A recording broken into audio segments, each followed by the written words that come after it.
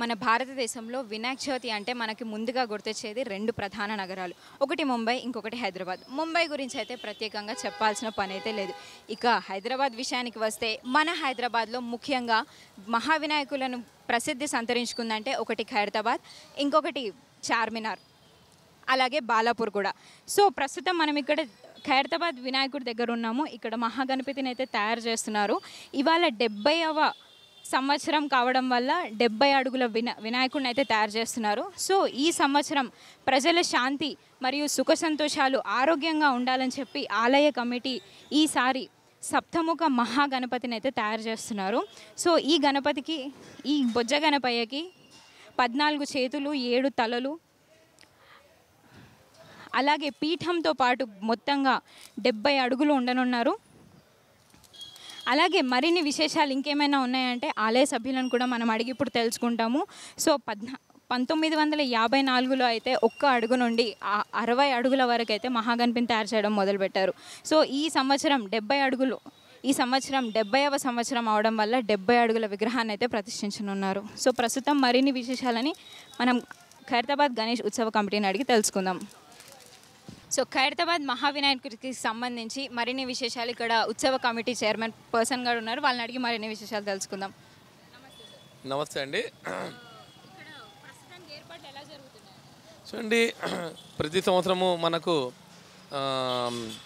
నిర్జల ఏకాదశి రోజు మొదలు పెడుతుండే, కానీ ఈ సంవత్సరం నిర్జల ఏకాదశి 17కి వచ్చింది.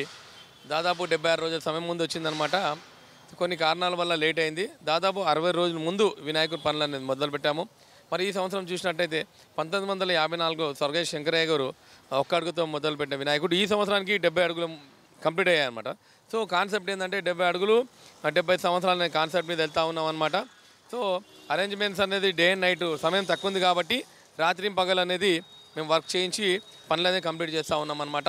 మరి గణేష్ ఉత్సవ కమిటీ అధ్యక్షులు దానం నాగేందర్ గారు, సికింద్రాబాద్ పార్లమెంట్ సభ్యులు కిషన్ రెడ్డి గారు, విజయారెడ్డి అక్క గారు, చింతన రామచంద్ర రెడ్డి గారు, మరి అదేవిధంగా విష్ణువర్ధన్ రెడ్డి గారు, అదేవిధంగా ఖైరతాబాద్ కార్పొరేటర్ కృష్ణ యాదవ్ గారు, బస్సీ యువకులు అందరూ ముందుకు వచ్చి చాలా పెద్ద ఎత్తున పాల్గొనడం జరుగుతుందన్నమాట.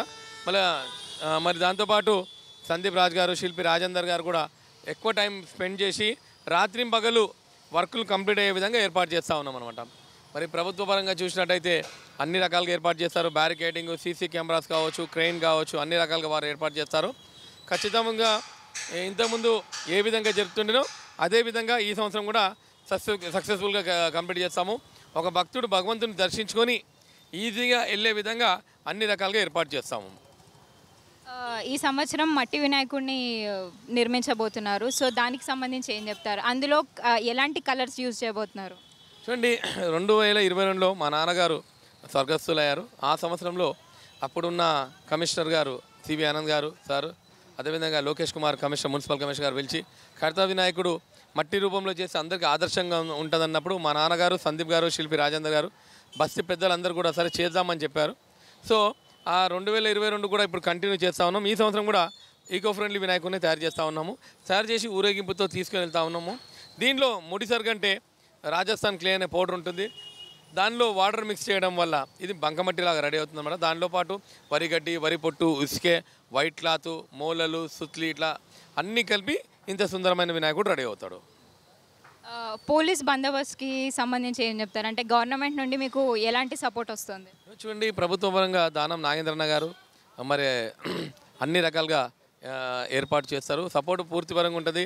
మన గత సంవత్సరం చూసినట్టయితే శ్రీనివాస్ యాదవ్ గారు మొత్తం ఉండైన ఆయన మొత్తం ఏర్పాటు చేశారు. దానం నాగేంద్ర ఇద్దరు. ఈ సంవత్సరం ఏంటంటే మన దానం నాగేందర్ గారు గణేష్ ఉత్సవ కమిటీ అధ్యక్షులు. వారి ఆధ్వర్యంలో మాకు ఏమి ఇబ్బంది ఉన్నా ఆయనకే చెప్తాము. ఇప్పుడు సమస్యలు వచ్చినప్పుడు ఆయన కూడా మాట్లాడారు. కాబట్టి ఎటువంటి ప్రభుత్వ పరంగా అన్ని రకాలుగా సహాయం మాకుంటుంది. పూజారులకి సంబంధించి అంటే ఇప్పుడు ఇన్ని సంవత్సరాల నుండి మీరు పూజలు అయితే నిర్వహిస్తూ ఉన్నారు. పూజారులు ఎవరు పూజలు చేస్తారంటే వాళ్ళు ఇన్ని సంవత్సరాల నుండి ఒకటే కుటుంబం వాళ్ళు చేస్తున్నారా? దానికి ఏంటి అసలు? చూడండి, వినాయకుడు ఏంటంటే మా మొదటి పూజ గవర్నర్ గారి మీద స్టార్ట్ చేసి మేము మా కుటుంబం అనేది ప్రతిష్టాపన పూజ చేస్తామన్నమాట. మరి పూజారుల విషయం వస్తే ఇంతకుముందు సీతయ్య పంతులు ఉండే ఖైరతాబాద్ మొత్తం ఆయన్నే చూస్తుండే. దాని తర్వాత మహాదేవ పంతులు గారు ఉన్నారు. వారితో పాటు రంగనాథాచార్యులు, వారితో పాటు ఇంకా 2-3 పంతులు వస్తారన్నమాట. ప్రతిష్టాపన పూజ అయిన తర్వాత కూడా ప్రతిరోజు హోమాది కార్యక్రమాలు ఉండి ప్రజలకు మంచి జరిగే విధంగా ప్రతిరోజు ఉదయం 5 గంటల నుంచి 9 గంటల వరకు హోమాది కార్యక్రమాలు చేస్తామన్నమాట. ఇక్కడికి పనిచేయడానికి చాలామంది ఎన్నో స్టేట్స్ నుండి వస్తూ ఉంటారు. సో బేసిక్గా అందరికీ ఉండే డౌట్ ఏంటంటే ఇక్కడికి పనిచేసే వాళ్ళు నిజంగానే కొన్ని నియమాలు ఏమైనా పాటిస్తారా? అట్లాంటివి కూడా కొన్ని డౌట్స్ ఉన్నాయి. అంటే నియమాలు ఏమైనా పాటిస్తారా అసలు ఇక్కడ పనిచేసే వాళ్ళు ఎక్కడి నుండి వస్తారు? చూడండి ఎట్లుంటుందంటే వాళ్ళు ఉదయం స్నానం చేసి పని ఎక్కిరా అంటే వాళ్ళు సాయంత్రం వరకు మళ్ళీ స్నానం చేసి మన స్నానం చేసుకున్న తర్వాత దిగి వాళ్ళు భోజాది కార్యక్రమం చేస్తారు. శిల్పి రాజేందర్ గారు అయితే నిష్టగా ఉంటారు. వారితో పాటు సందీప్ రాజ్ గారు కావచ్చు, మేము కావచ్చు. వర్కర్స్ విషయంలో ఏంటంటే కొంతమంది నిష్టగా ఉంటారు, కొంతమంది ఏంటంటే వర్క్లో అవన్నీ పట్టించుకునేది ఉండదన్నమాట. ఖచ్చితంగా ఏంటంటే వినాయకుని దగ్గర నిష్టగా ఉంటుంది. వాళ్ళు ఏ విధంగా ఉంటే వాళ్ళ భగవంతుని ప్రతిఫలం అదే విధంగా ఉంటుంది వాళ్ళకు. మీరు ఇందాక మెన్షన్ చేశారు కదా శిల్పి చిన్నస్వామి రాజేందర్ గారు, వారి గురించి ఏం చెప్తారు? అంటే ఎన్ని సంవత్సరాల నుండి వాళ్ళు ఇక్కడ ఇది అనేది గణపయ్యని డిజైన్ చేస్తున్నారు? చూడండి 1954లో ఒక్కడితో స్టార్ట్ అయిన జర్నీ కొన్ని సంవత్సరాలు ధూళిపేటలో కూడా చేశారు, 1-2 సంవత్సరాలు. దాని తర్వాత రంగారావు గారు అనే కళాకారుడు ఉండే, ఆయన చాలా సంవత్సరాలు చేశారు. సారథిష్ ఆర్ట్ డైరెక్టర్ ఉండే. వారి దగ్గర ఉన్నటువంటి చిన్నస్వామి రాజేందర్ గారు తర్వాత కాలంలో ఆయన మెయిన్ ఆర్టిస్ట్ అయ్యి దాదాపు 40 సంవత్సరాల పైన ఆయన హాఫ్ ఆఫ్ ది లైఫ్ వినాయకుందనే చేశారు. చాలా నమ్మకం ఆయనకు కూడా. సో ఆయన చేతుల మీదనే జరిగింది. ఆయన కూడా ఏంటంటే వినాయకుని చేయాలని ఒక సెంటిమెంటు. ఆయన ఎక్కడ ఎంత బిజీలో ఉన్నా కానీ మాత్రము ఈ 3 నెలల సమయం మాత్రం వినాయకునికే కేటాయిస్తాడు. సార్ మీరు చెప్పండి, అంటే మీరు ఇందాక మెన్షన్ చేశారు మీ నాన్నగారు కూడా ఇదే కమిటీలో ఉన్నారని. 70 ఏళ్ళ చరిత్ర అంటే ప్రపంచవ్యాప్తంగా ఖైరతాబాద్ వినాయకుడు అంటే తెలుసు, అంత ఫేమస్ అయిపోయింది, ఎంతో చరిత్ర కూడా ఉంది. సో దీనికి సంబంధించి ఏం చెప్తారు? చూడండి 100 కోట్ల పైన జనాభాలో ఉన్న ఈ భారతదేశంలో వినాయకుని చేసే అదృష్టం మా కుటుంబానికి కలిగింది. మా కుటుంబం ఒక్కటే కాదు, ఒక్క చేతితో ఎట్లా సపోర్ట్ కాదో బస్తీలో ప్రతి ఒక్కరి సపోర్ట్ ఉంటుంది మాకు. దానిలో చాలామంది ఒకళ్ళిద్దరని కాదు, బస్తీ మొత్తము ఆ 11 రోజులు వాళ్ళ సొంత ఇంట్లోకి పోవాలంటే కూడా ఇబ్బంది పడతారనమాట. సో కాబట్టి ఏంటంటే ఇది ఒక అదృష్టము. దాన్ని ఆ చరిత్రని 69 సంవత్సరాల నుంచి కంటిన్యూ చేసుకుంటా మరి ఈ సంవత్సరం 70వ సంవత్సరం కూడా చేస్తూ ఉన్నాము. భగవంతుడు మాకు ఎప్పటిదాకా ఆజ్ఞ ఇస్తాడో దాన్ని అయితే కంటిన్యూ చేసుకుంటూ వెళ్తాము. ఎందుకంటే శివుని ఆజ్ఞ లేనిది చీమైనా కుట్టదు అనే ఒక అది కూడా ఉంది. ఆ భగవంతుడు ఎందుకంటే మేమైతే ఇప్పుడు అందరికీ తెలిసిన 11 రోజులు వినాయకుడు కావాలంటే దాదాపు మా కుటుంబ సభ్యుల ప్లస్ దాంతోపాటు సందీప్ రాజ్ గారు మాకు 5 నెలల శ్రమ ఉంటుందండి. దాదాపు 3 నెలల తర్వాత 100 రోజుల సమయం, దాని తర్వాత 11 రోజులు, దాని తర్వాత నవరాత్రులు, ఇట్లా మనం వేరే పనులు ఏం చేయనీకుండదు అనమాట. అట్లా మాకు దేవుడిచ్చే వరము ఇష్టం కాబట్టి ఇన్ని సంవత్సరాల నుంచి కష్టం అనుకోకుండా ఆ చరిత్రని నిలబెట్టుకుంటూ వస్తూ ఉన్నాం. చాలామంది చాలా ఆలోచన ఉంటుంది కానీ మేము దేవుని మాత్రం ధర్మంగా చేస్తూనే ఉన్నాము. ఎందుకంటే మన పండ్లున్న చెట్టుకు రాయి కొట్టినట్టు అందరూ మాటలు మాట్లాడుతూ ఉంటారు. మేము 24 గంటలు రౌండ్ ది క్లాక్ ప్రతి ఛానల్ వాళ్ళని అడగండి, మీడియా మిత్రులను అడగండి, అందరిని అడగండి, 24 గంటల నుండి మేము ఆర్గనైజ్ చేస్తాము. ఎందుకంటే దాదాపు 150 మంది కళాకారులు వివిధ రాష్ట్రాల నుంచి వివిధ ప్రాంతాల నుంచి వచ్చి భగవంతునికి సేవ చేస్తూ ఉంటారు. వాళ్ళందరినీ మానిటరింగ్ చేస్తూ ఆ సామాను కూడా ఏర్పాటు చేసి చేయడం అనేది పెద్ద టాస్క్. మాకు 5 నెలల సమయం అనేది పడుతుంది అనమాట.